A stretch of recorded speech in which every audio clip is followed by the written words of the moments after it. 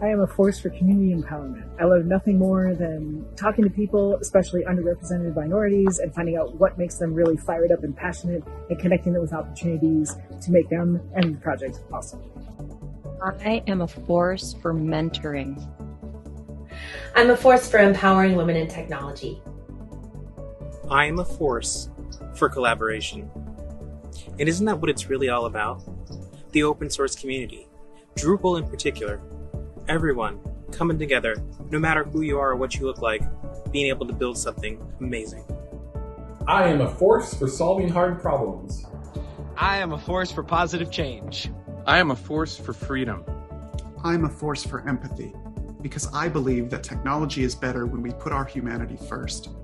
The Drupal community's respect and empathy for our users is what lets us build the best CMS in the world.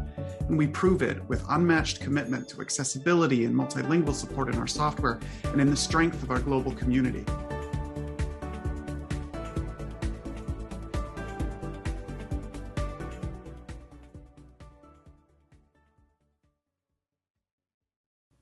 Hey, good morning, everyone. Welcome to day 2 of DrupalCon Portland. Thank you so much for being here. My name is Emily White, and I'm fortunate to lead marketing at Phase 2. We are presenting sponsor this week, and I am so excited to finally be here in person with all of you. You know, it's really an understatement how much we've all gone through in the past couple years, right?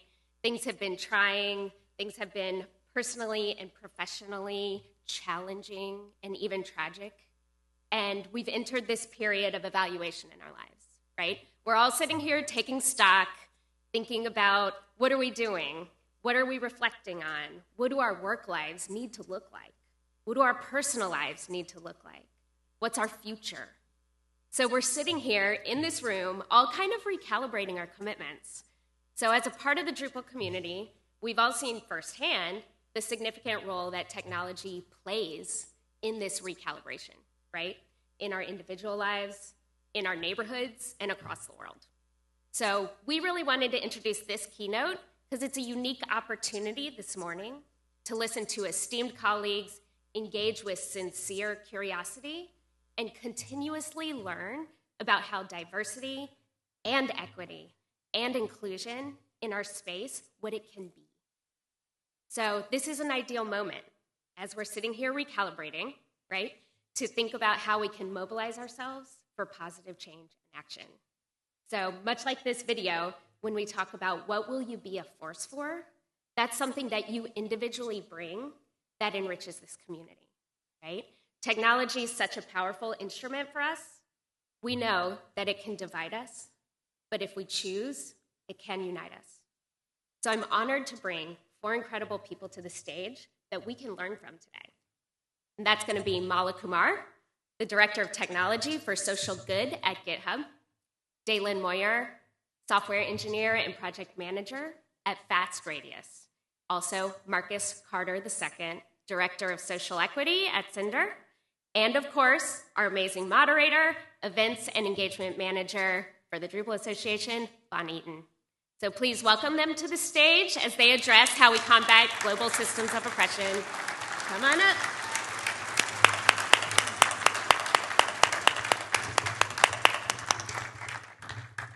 Thank you so much.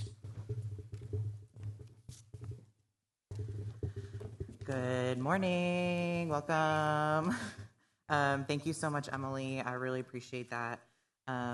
As Emily mentioned, my name is Vaughn. I use he, him pronouns, and I am the Events and Engagement Manager for the Drupal Association. So you probably know me for being the project lead for DrupalCon, but I'm also our in-house DEI practitioner. And prior to joining the Drupal Association, I worked full-time in the social justice and advocacy space, primarily in the Philadelphia region.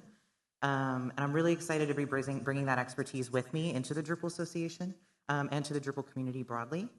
And I'm extremely grateful to be joined by our incredible panelists, Daelynn Moyer, Marcus Carter II, and Kumar. And I would love to give them the opportunity to tell you all themselves who they are. All right, so why don't we start with you, Daelynn?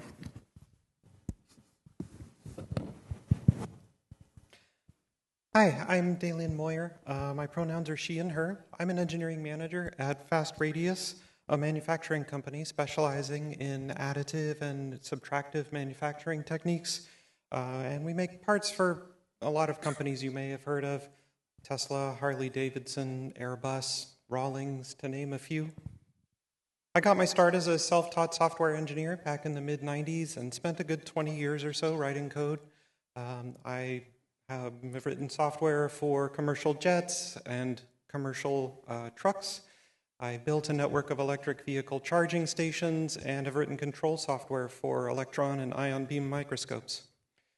Now, after 20 years or so of writing code, I became a lot more fascinated with human APIs than with technical ones, and began leading teams. Now I lean heavily on my technical background as well as my experiences as a transgender woman to build teams that are built on top of a foundation of authenticity, trust, and community. Places where people feel safe choosing how much of themselves they wish to bring to work every day, and showing up in their full selves to support the communities of their teams. I'm honored to be here today to share some of my own experiences contributing to and building equitable and inclusive cultures in tech. Thanks. Thank you so much, Daelynn.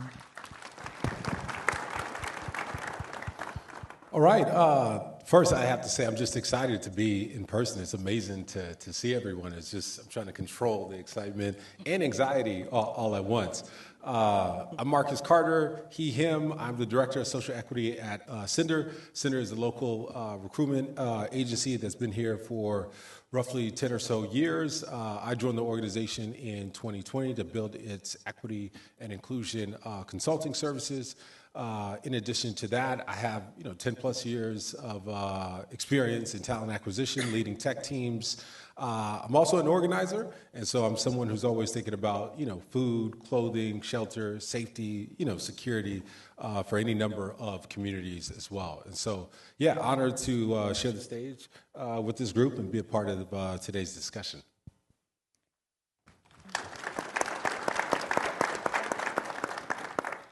Hi, everyone. Hopefully this mic is on, but it has been a couple years, so just bear with me if it's not. I think it's on.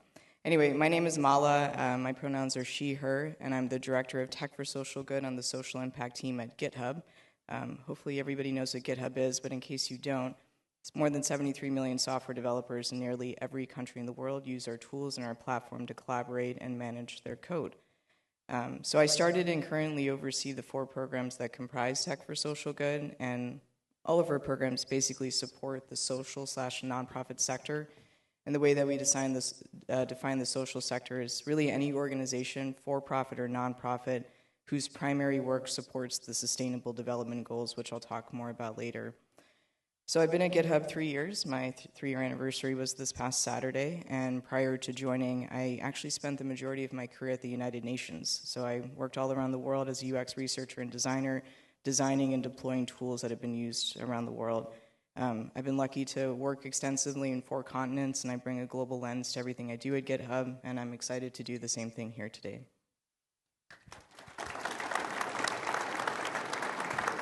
Thank you all so much, and thank you all for joining us today.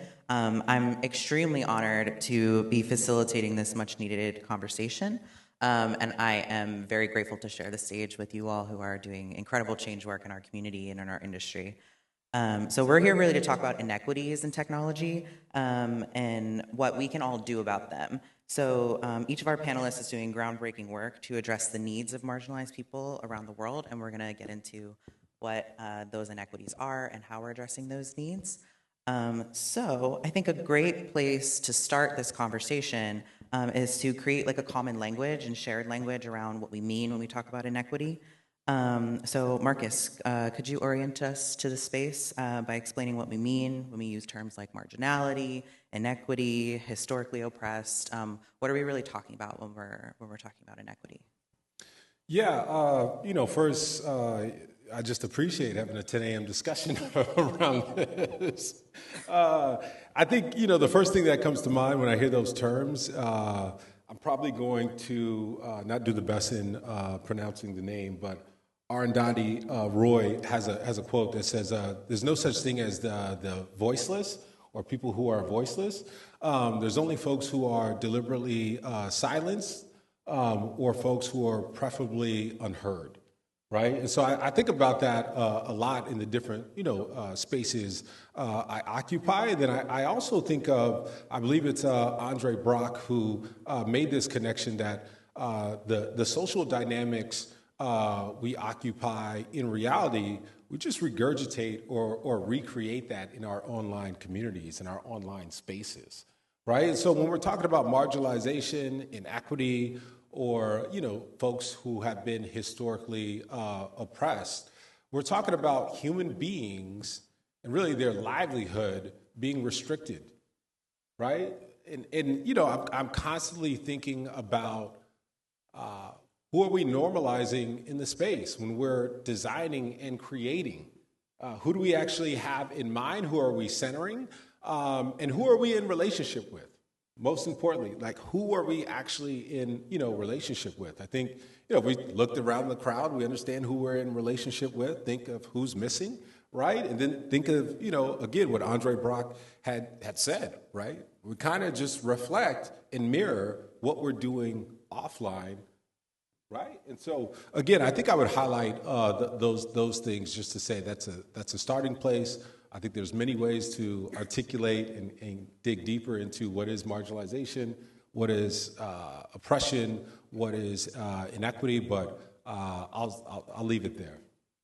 Thank you so much. I really appreciate the points you're making about our online communities and kind of seeing who's missing and also the reasons why.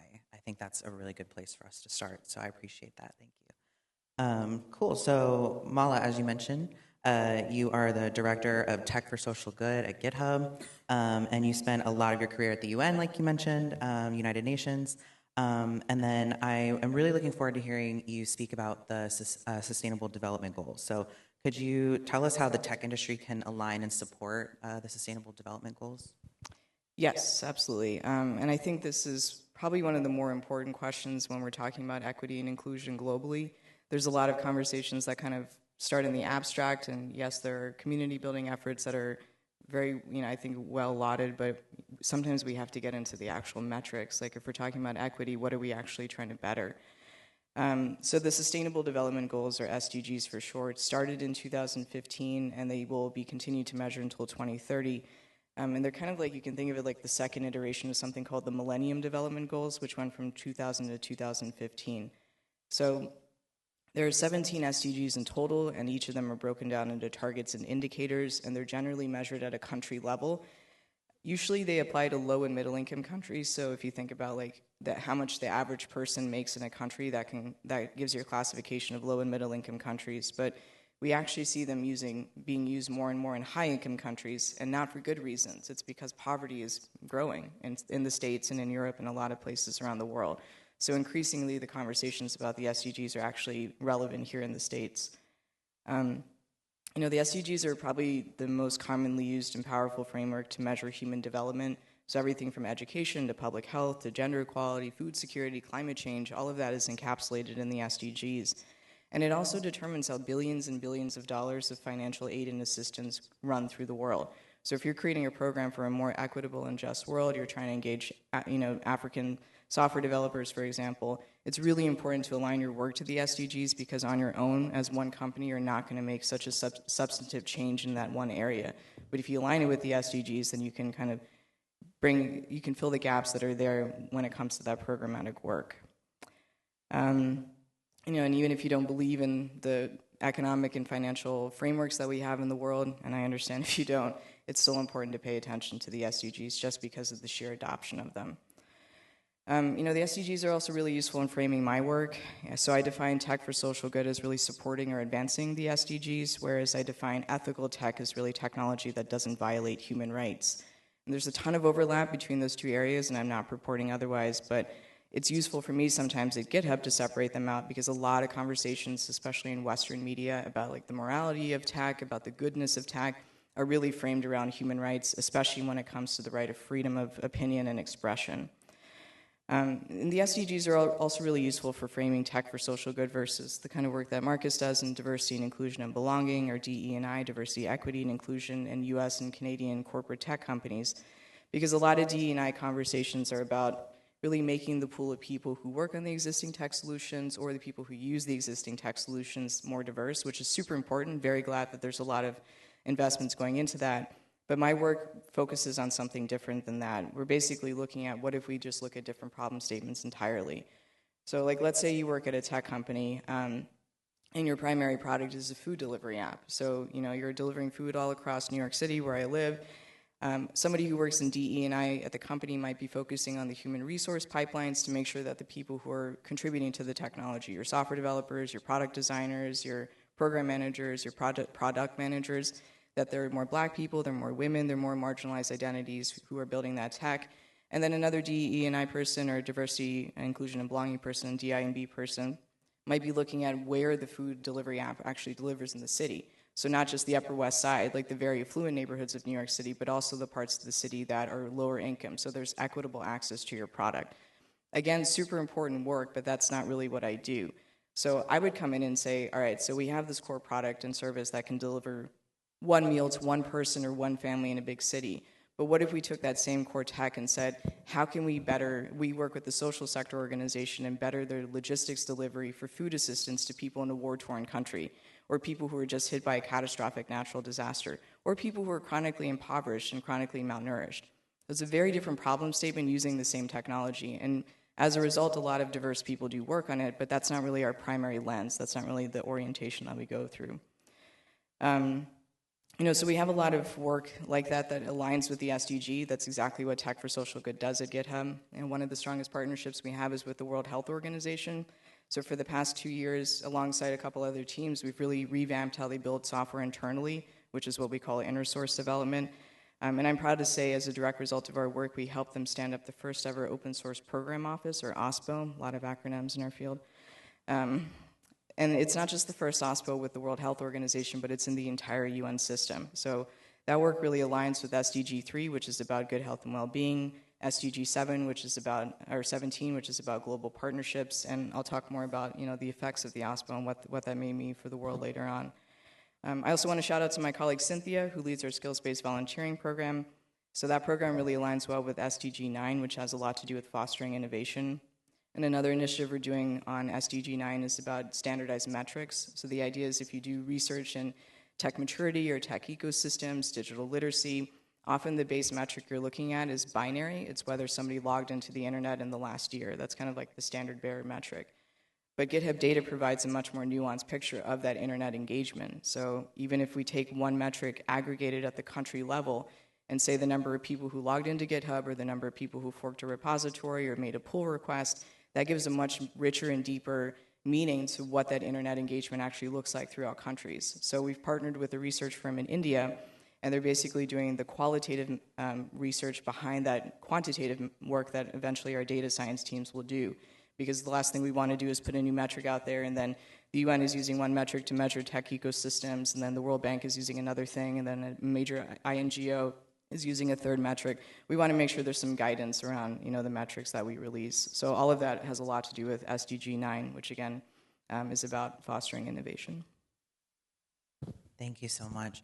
I'm so grateful for your presence on this panel, Mala, because this global lens is something that I think we talk about a lot in the Drupal community. We have a global contingency.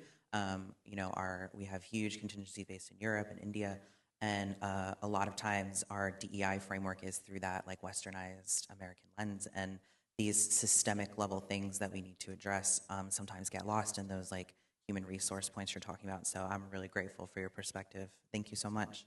And I want to kind of continue this conversation about the SDGs and systemic inequity by talking about impact. So what are the impacts of these systems look like really in our industry?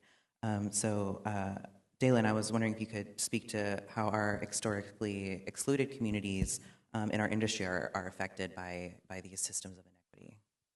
Yeah, a lot of these things are fairly obvious and fairly well understood as well.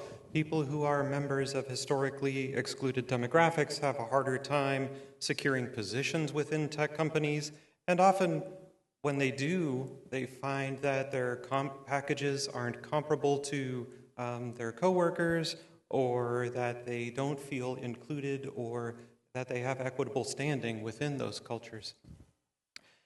So what does that end up looking like? It's really common to hear recruiting staff talking about how we're really trying to hire diverse talent, but we can't seem to find it anywhere. That's a sure sign that either the recruiting program itself is inequitable, or the company has a reputation for being inequitable, or oftentimes both. But what about compensation? That's a huge part of the conversation. I've jotted down some numbers here that I'd like to share, and I did not bother to memorize them because numbers. As reported by Computer World, data collected by ChartHop shows that women are gaining some ground relative to their male counterparts, but those belonging to global majority demographics in the tech sector aren't seeing the same progress. The ChartHop data shows women in tech make 17.5% less in wages than men, roughly 100,000 versus 122,000. This is better than the 2018 data, where the differential was more like 23%. But that same data showed that black tech workers are making over 30% less than their white counterparts, and Latinx tech workers are at about 25%. And unfortunately, this data, collected in 2020 again, shows a greater gap than that gathered in 2018. So we're making the inverse of progress here. But pay differentials aren't the only ways that historically excluded identities are experiencing these systems of inequity. Recent tales out of the Tesla factories show some particularly egregious examples of exclusion and flagrant, blatant racism. But more commonly, people experience things that fall into the category of, say, microaggressions. Women and people of transgender or non-binary experience often express frustration about things like unnecessary use of gendered pronouns in the workplace, or locker room talk, or other sexist behaviors at company events, or even in the office itself. We often see a devaluing of disciplines that are strongly correlated with women, like HR and accounting and things like that. Oftentimes, the swag that your company's offering is only available in men's sizes. What is that? That's stupid. Transgender people often have to fight to get coverage in their health care benefits for medically necessary health care, and they often lose that fight. I'll tell you all about it on the side stage sometime. Autistics and other people of neurodivergent experience often find themselves baffled by cultural norms and morals that are not particularly well documented or understood, and then they're penalized or punished for not navigating those cultures and morals in ways that read as non-divergent. Meanwhile, black and brown people are often reporting being tokenized or being asked to take on additional labor in ERGs and DEI committees. They're often not compensated for that extra emotional labor, and that emotional labor is often not recognized when promotion time rolls around. Black and brown people are often reporting feeling isolated as being the only black person in the office, or the only brown person in the office. I can certainly speak to the experience of being the only trans person in the office.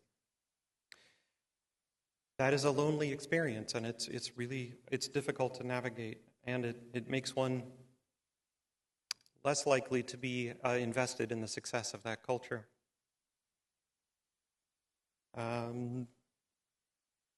People of historically excluded minorities often report having to work harder to get the same recognition that their white, straight, cisgender male colleagues often seem to have handed to them.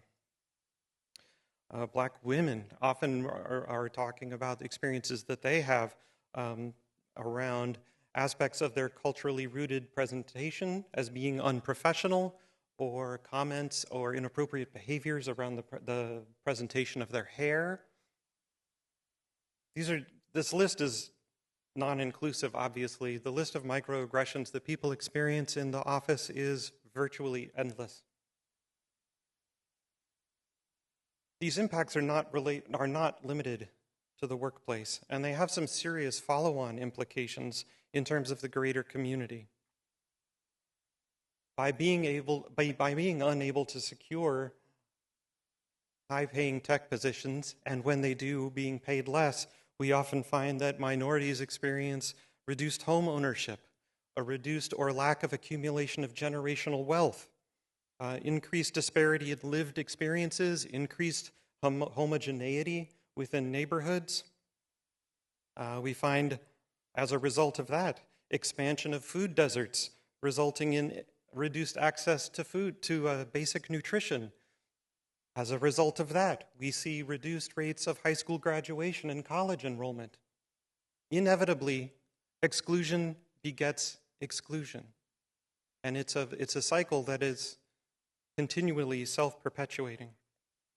So through that lens, then, this whole idea of workplace equity rapidly moves away from being a nice to have to being a deeply important investment that companies need to be making, and that has huge implications for vast numbers of people across our country and across the world. Thank you so much for that, Daelynn. I really appreciate you talking about the urgency and the level of impact that not just inequities, but like the almost deliberate systems of oppression and marginality that trickle up to our workplace, but have larger impacts on our everyday lives. And so now that we've kind of level set and we've all talked about kind of like what are we talking about, why are we talking about it, I would really love to spend the rest of our time talking about what we can do to create a more just and equitable environment in the tech industry. And like the four of us are practitioners, but all of us are practitioners. So I would love if we could talk a little bit. Marcus, you mentioned you're the director of social equity at Cinder, which is like a recruiting company based here in Portland. But you're also an organizer, and that was something that really resonated with me when we first chatted. That you're an organizer first and a kind of corporate DEI second. So could you talk a little bit more about your work and how each and every one of us can affect change? Yeah. First, Daelynn, always appreciate you. Thank you. You offered so many insights. I was like, let's wrap it up. I mean, again, in terms of, when I talk about allyship to organizations, it's like you have to have an awareness of like what are different identities in your workplace. What are they facing? What are those barriers? And you clearly, highlighted a few of those things. So I appreciate that. In terms of my work, I try to highlight that on the DE&I side, too many people still look at it as like a program, a product, or a service. My friend Lucas, who's phenomenal, who might see this, always says, we're trying to humanize experiences in the workplace. And so as I'm working with organizations, one of the things I always call out before we start to dig into, strategy and action plans and things of that nature is like, can we at least confront what's common, in the workplace, right? It's like when you do onboarding and you do, sexual harassment training. That's not just an old thing that passed. It still exists, right? When, we're talking about, racial discrimination and hierarchy, gender issues and things of that nature, that exists. And for some reason, there are people who are still like, not a big deal. They're like, what are you doing to actually address this? Nothing. Where do you think it's gone? Like, just do a Google search. Like, what are common issues we deal with in the workplace? If you can't address what's common, what's the point of us trying to get, sophisticated with a framework, slides, et cetera, et cetera? Like, at least, do that. And so, I think that's a starting point. But, I'm very blunt in telling organizations and individuals that, as we think about, the society we want to, occupy in the future, that work isn't necessarily always going to exist within the workplace, right? That's just historically true. We think about the shifts in our society, it hasn't only existed in the workplace. It's beyond that. And so in our communities, how are we, building relationships? I joke that in 2020, everybody read a book about anti-racism. Nobody built one relationship across race, right? That's weird. That is weird. Doesn't make any sense, right? And so, really, when I talk about as an organizer, and I'm talking about, food, shelter, security, clothing, right? And thinking about the different politics or economic structures that exclude others, how do I start to collapse those disparities? If I start to do that, again, noting what I highlighted earlier, that's what's going to be reflected in the tech, right? That's going to be reflected in the systems we design. I got to do that in reality first. I can't look at it the other way. It's proven that doesn't work, And so, again, I think those are, places to start or ideas, concepts to think about. Thank you so much. And I love this perspective that we're talking about, because we all live and work online every day, right? That's our job. We work in technology. But technology is built by human beings, right? It's not, I know we can get into a conversation about AI, but even that's built by human beings, at least for now. So, kind of that relational approach that you have, I think, is so key for us to move forward. And then, Mala, I would love to talk about your work is directly not only applicable to the Drupal community, but to the project at large. And I think for this audience in particular, your perspective is going to be really valuable. So could you talk about the history of open source software in the United States? So the technology itself. So what are the inequities of that history? And what is your team at GitHub doing to address those inequities in open source broadly? Yeah, sure. So I think anybody here, and I'm sure that's the majority of the room for this audience, who has worked on open source software, other code, content, or data in the States, has probably realized that open source communities are actually less diverse than the tech industry, which is already not diverse. And part of that just comes down to the history of open source. A lot of tech, modern tech, it came out of academia. And unfortunately, back then in the 50s and 60s, with some of the early roots of open source, it was even more homogenous than it is now. And from a lot of the research that we've done, we've seen that it's hard to overcome those disparities like Marcus was talking about, because a lot of the early proponents of open source were intentionally exclusionary, right? They intentionally kept out women, non-white people, non-Christian people, and it's hard over generations to really combat that. Obviously open source has shifted away from academia in the past couple of decades and kind of away from that counter-corporate culture here in the States, and I'm sure a lot of people now know that the largest contributors of open source are now corporations. So in April 2020, we concluded a research project and published a report on open source software in the social sector. So again, those organizations that are working on sustainable development goals. And it's an underrepresented area in open source research. And one of the highlights that we took out of there, one of the insights, was that the number one determinant of who contributes to open source is income or financial means. And it's not just in a very myopic sense of that word. So if you're a student at Harvard studying computer science and you're broke in that moment, you're still much more likely to contribute to open source because you understand the economic gains that will happen as a result of doing that. You build up your brand, you build up your profile, you get to know other developers, you get into major companies, so there's an economic gain in the long term for you personally that makes it more likely for you to contribute to open source. But the majority of the people in the world don't have that. They don't have a clear path to employment through open source. A lot of people don't have a steady internet connection or a desk where they can sit down and work on building their brand. They don't have steady electricity, and there's really no clear path, and a lot of discrimination that happens in open source based on who they are, and not just their identity when it comes to the demographics, but literally what country they come from.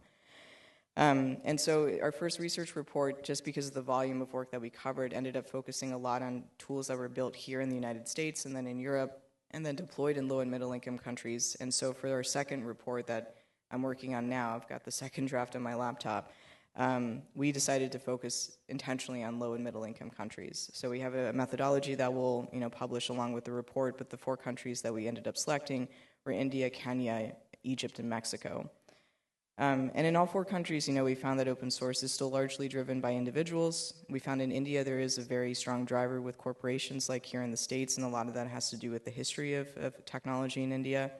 Civil society was actually a major driver in Mexico, and then startups in Egypt and the social sector in Kenya. So it was really interesting to see what industries or what sectors of the economy are really pushing open source.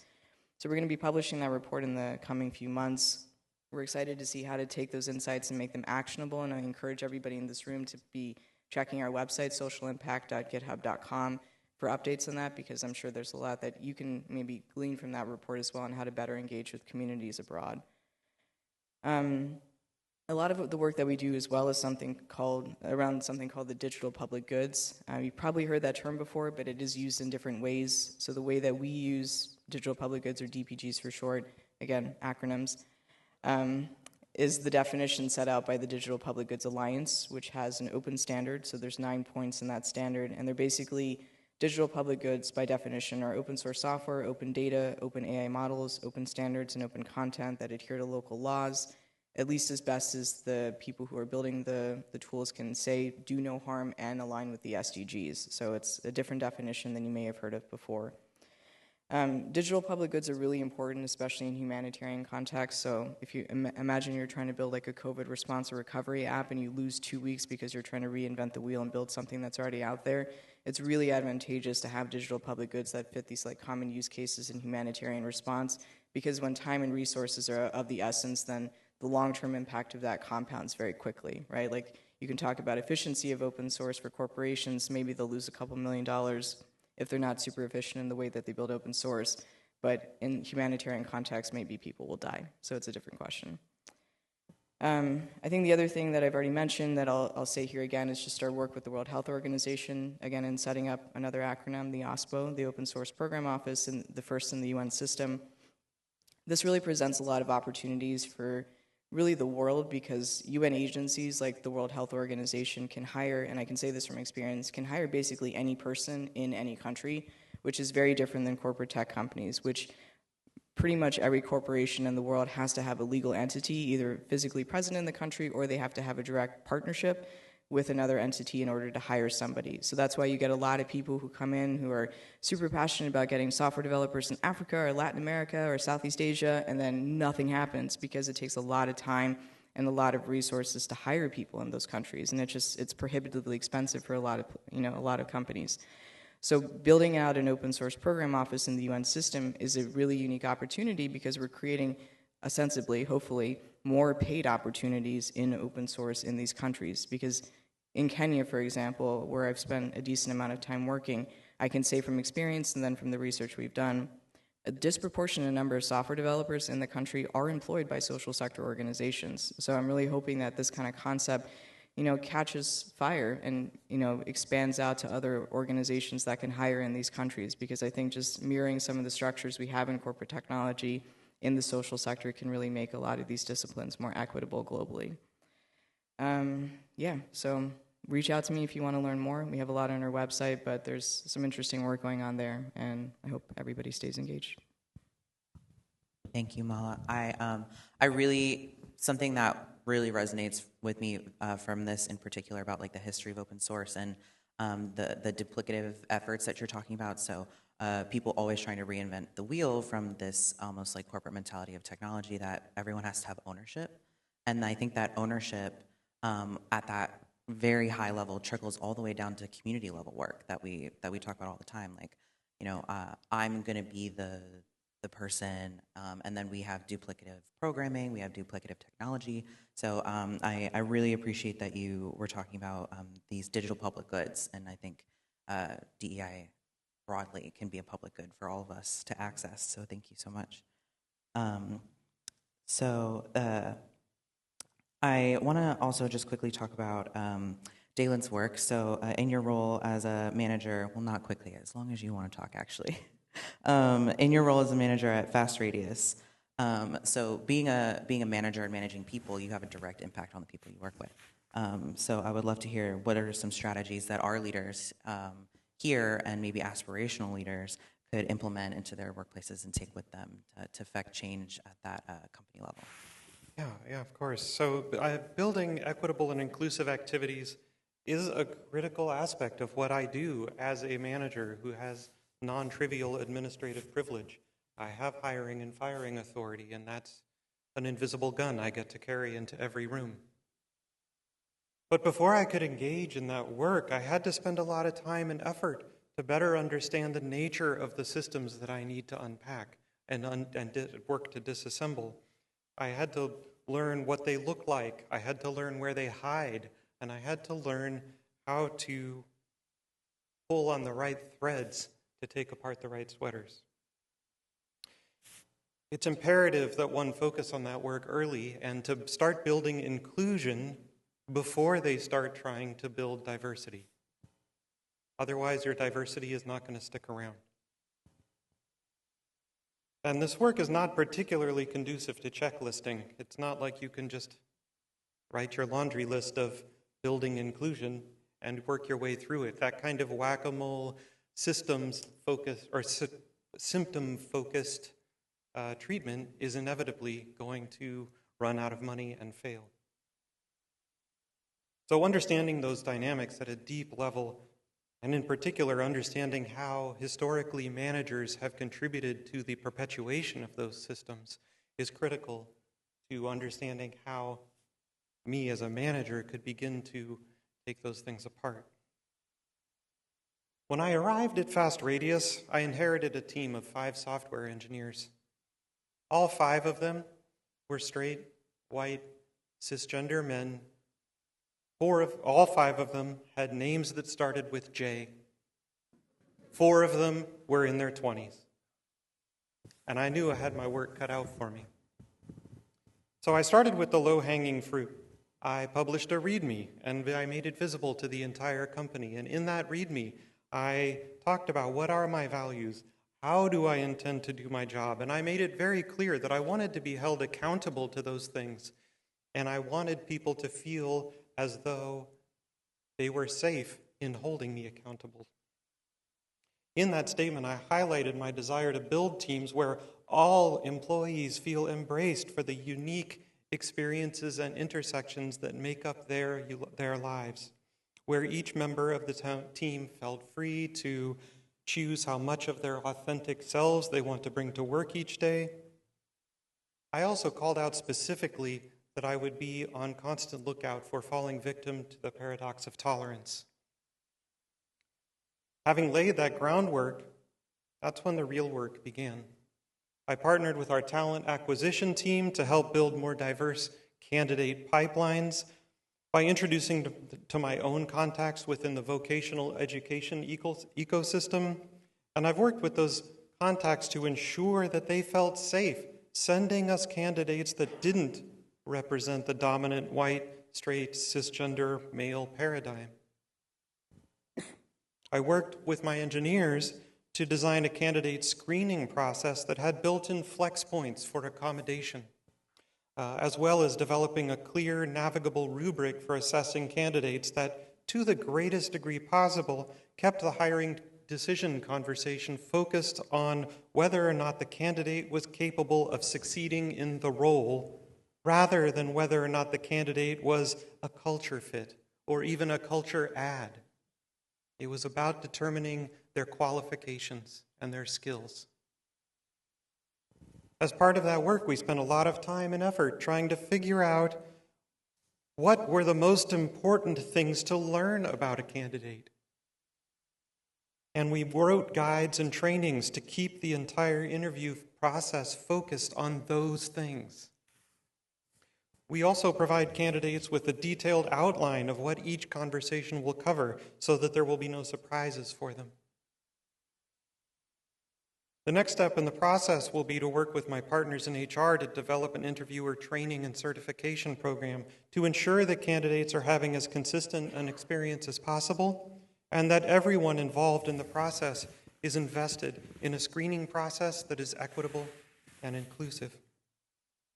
There are all kinds of other things that organizations, managers within organizations, and even individual contributors within organizations might do or propose to make their cultures more equitable and inclusive. For example, forming employee resource groups, or ERGs, if they don't already exist.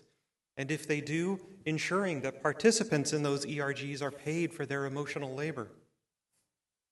Publishing diversity numbers in a public and visible way, along with meaningful verbiage about those numbers. Reserve judgment about them. Let the judgment come later. Publish the numbers. Being committed to remote work and ensuring that off-site employees have equal access to power and to influence, so that hallway meetings don't become the foundation of promotions and performance reviews. Comparing employee pay data against employee demographic data and ensuring that things are consistent for everyone performing similar roles, and to come up with a plan to fix it as soon as possible if they're not. You can publish your pay bands internally, of course, and put them on every job description.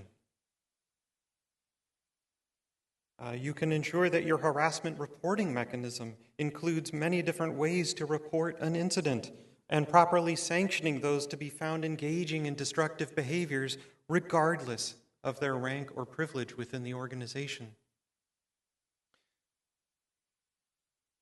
There's any one of a bazillion things you can be doing.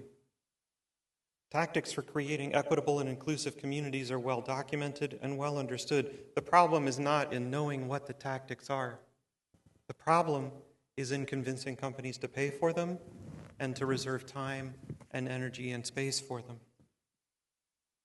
Again, I want to stress that I'm not trying to give you a to-do list here. So if you're jotting down all my bullet points and thinking you're going to run back to the office and start an ERG, great. And there's more to it than that. All of the work that I've done around this and continue to do is an outgrowth of more fundamental work, without which everything I've talked about doing is performative and ultimately cosmetic. That fundamental work was to begin unpacking my own relationship to privilege, to white supremacy, to sexism, to xenophobia. That was the real work. And if you want to build equitable, inclusive teams at work, then you're going to have to spend some time sitting in silence, thinking about that, thinking about the ways that you have benefited from these systems, the ways that you have contributed to inequitable, non-inclusive systems in the past. You're going to have to think about the ways your actions or experiences might have harmed others, not because you intended harm, not because you are a racist, but because you exist within a racist system. This is uncomfortable and often painful work. Being a member of a protected class or of an historically excluded demographic does not allow you to bypass that work. It doesn't allow you to benefit from or shield you from the necessity of doing it. Everyone that was born into and raised in this culture has been impacted in ways that bear deep introspective work. And if you are truly invested in building equitable, inclusive cultures at work or anywhere else, it's absolutely, positively necessary. So that's where the work begins. It's not necessarily in leaving DrupalCon, running back to your offices and talking to your managers or your directors about building an ERG. It's about reading the books and then acting on the books. It's not about collecting misery porn. It's not about asking your black friend to tell you more stories about racism. It's about sitting quietly. It's about unpacking your own experiences and understanding that it's not your fault. It is, however, your responsibility. Thank you so much.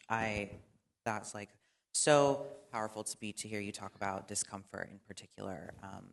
I talk a lot about when I'm doing these kinds of trainings about graceful discomfort, and we're almost indoctrinated to avoid discomfort, right? We're like, ooh, that feels bad, so I'm just I'm not gonna go there. And like the discomfort is where the growth happens. So I really appreciate you kind of bringing that forward, and also talking about the checklist, right? Like creating a more equitable society is not a checklist. It's a lifelong commitment. So I really appreciate that. So thank all three of you all for your wisdom and authenticity at DrupalCon today. I was so grateful that all three of you said yes when I reached out to you, and I was like, please come talk to me about this at DrupalCon.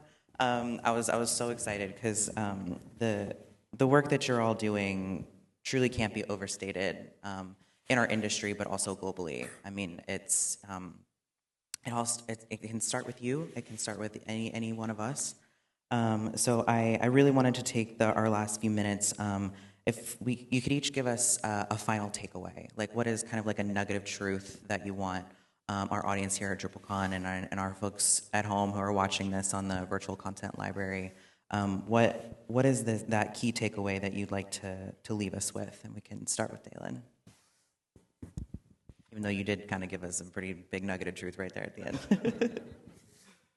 So building equity and inclusion into your workplaces is hard. It's really hard. And it's really easy to come up with reasons not to invest in it, not to advocate for it, and not to do it. I also think that the moral and ethical arguments in favor of doing that work are obvious and visible and relevant. But there's another angle to consider as well. If we want to write great software, if we want to create resilient, scalable systems, if we want Conway's Law to work in our favor, what got us here is not going to get us there. We need to be working in spaces that are filled with people who look different from us, who talk different from us, who have different educational and life experiences than us. Without that diversity, we will continue to produce the same solutions over and over again, and those solutions, based on outmoded cultural models, will fail to address the needs of modern industry. You can't just go out and hire a bunch of diverse talent and hope it'll change things. That inclusion and equity, they have to come first, or all your diverse recruiting efforts will be wasted. So, go back home, do the hard work, start building those inclusive cultures so that you can start building amazing systems. Thank you. Wow. I always struggle with wrap-ups because, we exit the stage and we continue this work, right? And so to be short, I would just say, in all parts of the world, if you're trying to be more just, more inclusive, more equitable to the spectrum of human experiences, you're going to receive resistance anywhere in the world. Like, open a history book, look at current news, that is what is going to happen. And so be prepared for that and ask yourself, what's going to win out? Are we going to continue to move at this uncomfortable pace of oppression? Or are you going to say, look, there's a lot of folks who are, fighting the same battle, right? And so I'm going to do my part.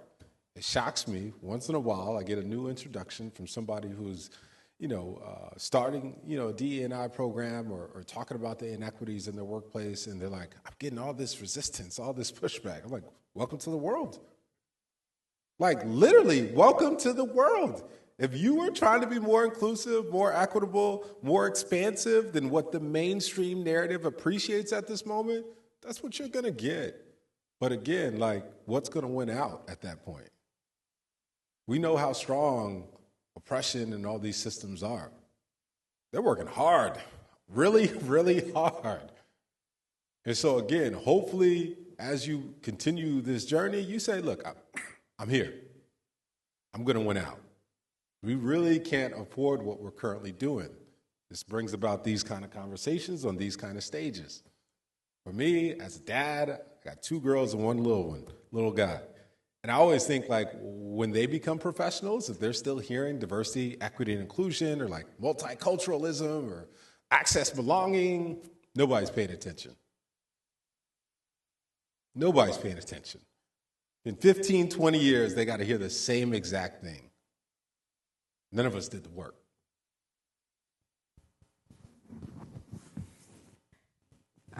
So I'm a very sarcastic person, and I think every industry, including the tech industry, has a lot of expressions that just make me roll my eyes. And one of them is being your full authentic self, because I'm not my full authentic self in front of my parents. I'm not my full authentic self in front of a lot of my friends. I'm not my full authentic self in the many countries that I've had the privilege of working in. There's always something that I have to temper about my identity. It just kind of comes with the territory, right? And I think sometimes we just put this stock in this idea that, especially in America, which, you know, employment gives you your health insurance, it gives you your means of life, it provides so much. We just put so much stock into this idea that we have to be our full authentic selves at work. And I understand the expression, but as a minority in several ways, I don't need to be my full authentic self. I need to come and do the work really well and work with people as best as I can and go home and be my full authentic self to my family and my friends and the people who bring me comfort. So the number one piece of advice I can say, honestly, is embrace remote work.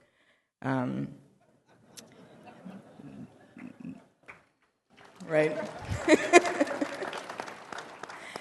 We are 2 years into a pandemic. It's still an active pandemic by pretty much any public health definition. And at this point, there is plenty of evidence to show that women, people who are of any marginalized identity, like people who are non-white, feel better with remote work. And I can say this even anecdotally. So I've been at GitHub for 3 years, and I've been fully remote the entire time. I was also fully remote for the last 3 years I was at the UN. So for 6 years, I've been fully remote.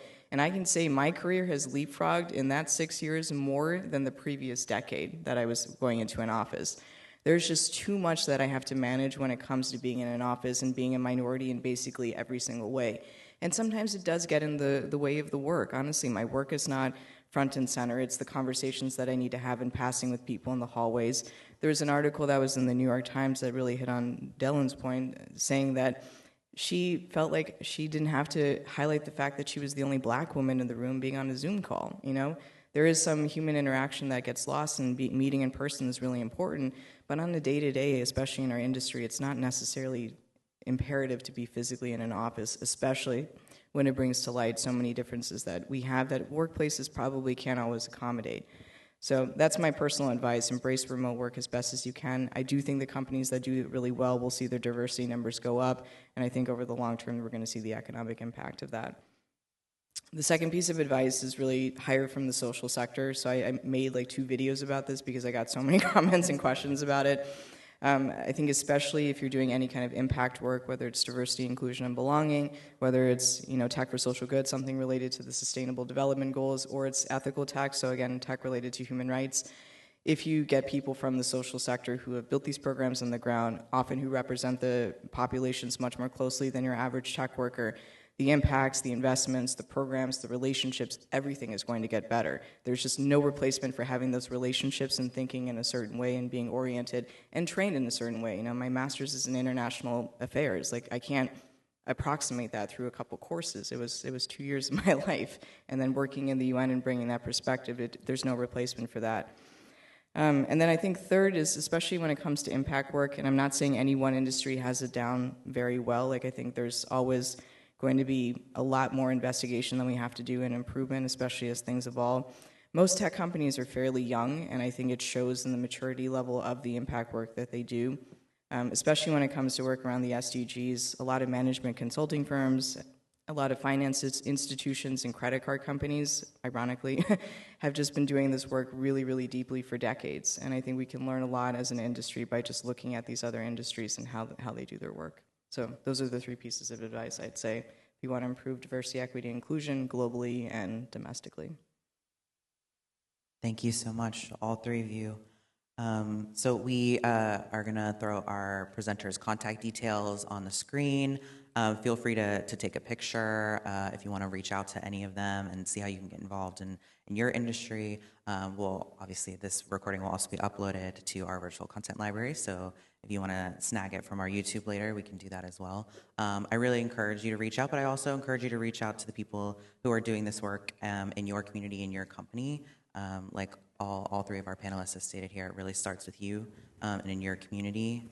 And then I also wanted to highlight the Drupal Diversity and Inclusion Working Group is going to be having a Birds of a Feather session tomorrow, and that is at table 1 at 3 o'clock. So if you want to get involved in the Drupal-specific diversity and equity Diversity and Inclusion Initiative, stop by their initiative BOF tomorrow.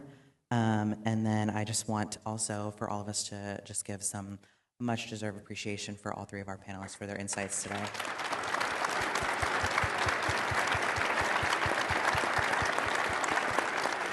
Thank you all so much. Enjoy the rest of the con. You have 2.5 more days. Make a connection and maybe make a change. And thank you so much.